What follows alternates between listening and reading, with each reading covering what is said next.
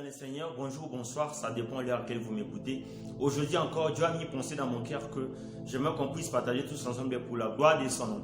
Je suis dans le livre d'Exode 13, le verset 21, j'ai lu au nom de Jésus. La Bible déclare que l'Éternel allait devant eux les jours dans une colonne de nuée pour les guider dans leur chemin.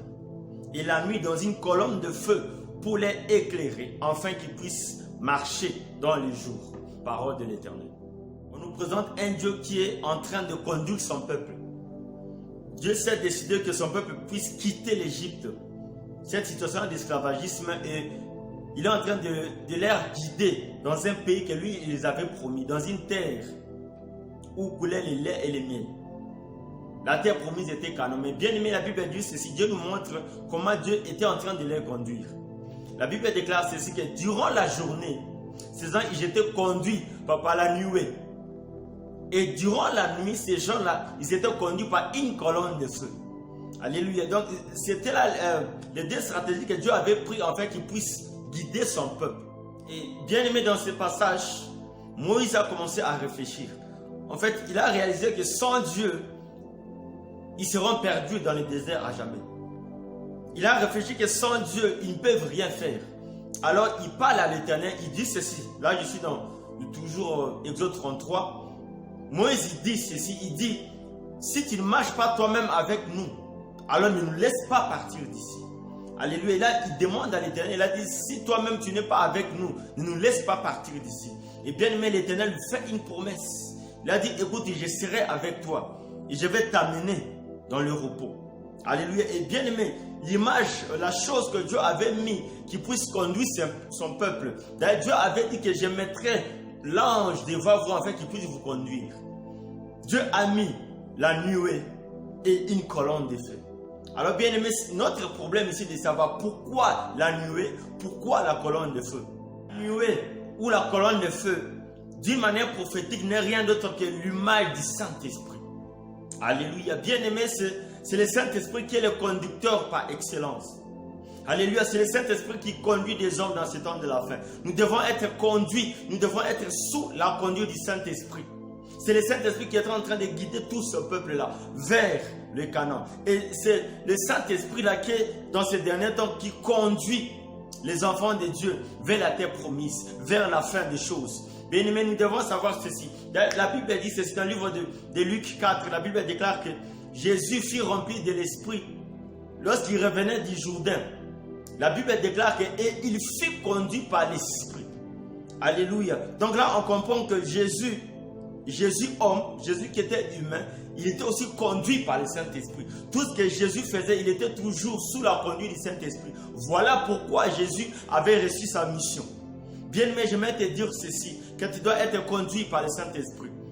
Lorsque tu veux entreprendre des choses, si tu veux réussir la mission de ta vie, si tu veux palper à ta bénédiction, si tu veux palper à tes promesses, la terre promise, le Canaan que Dieu t'avait dit, que Dieu t'avait promis, bien aimé, pour arriver à ces choses, tu dois toujours suivre les mouvements du Saint-Esprit. Tu dois toujours marcher sous la conduite du Saint-Esprit.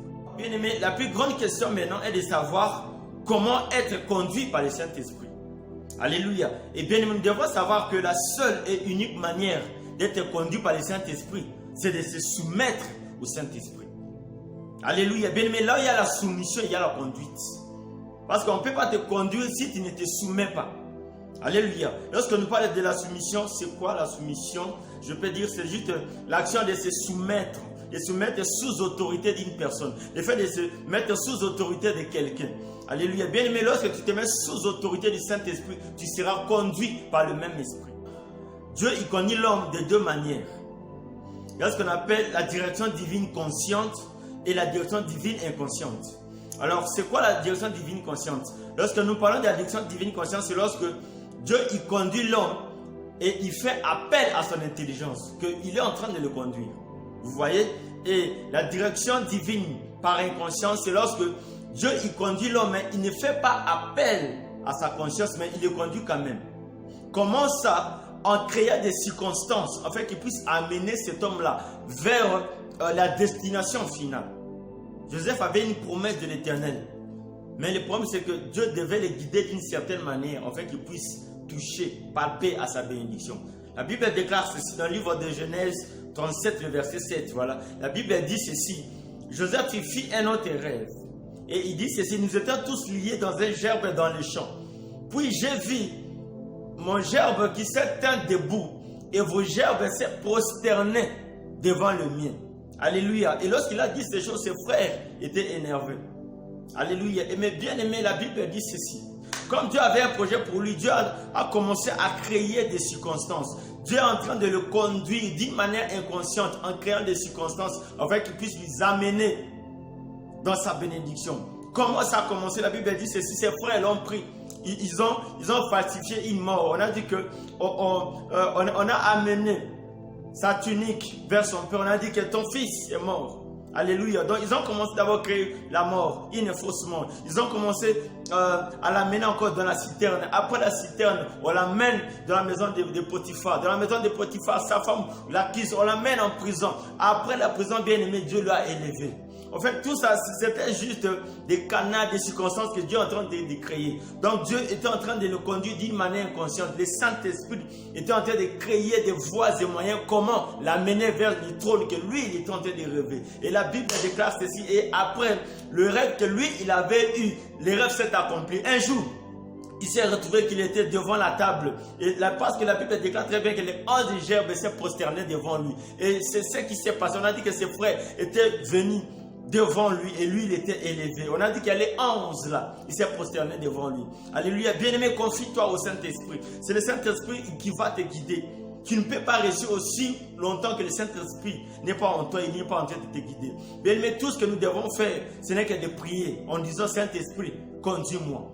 Conduis-moi. Et tu ne peux pas être conduit si tu ne te soumets pas au Saint-Esprit. Tu as le Saint-Esprit, on dit bien un Saint-Esprit, c'est un esprit qui est saint. Bien, mais lorsque tu marches dans la crainte de Dieu, lorsque tu marches selon les commandements de Dieu, lorsque tu vas te soumettre, le Saint-Esprit sera disposé afin qu'il puisse te guider. Bien, mais ce dernier temps, nous devons être sous autorité du Saint-Esprit et il va nous amener vers la bénédiction que nous sommes tous en train d'entendre. Il va nous amener vers les promesses que Dieu nous avait données.